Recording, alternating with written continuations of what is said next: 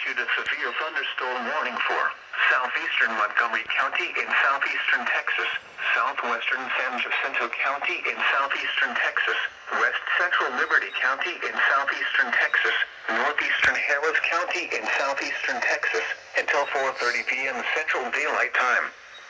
At 3:39 p.m. Central Daylight Time, a severe thunderstorm was located near Woodloch, or near Conroe, moving southeast at 35 miles per hour.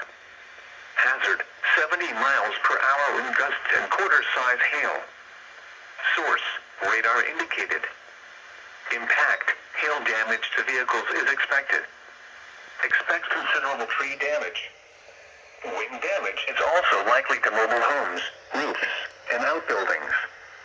Locations impacted include Conroe, Humboldt, Spring, Kingwood, The Woodlands, Oak Ridge North, Shenandoah, Splendora, Hatton Village, Roman Forest, Wood Branch, Cut and Shoot, Plum Grove, Woodloch, Bush Intercontinental Airport, Atascocita, Chateau Woods, Porter Heights, Lake Houston, and New Caney.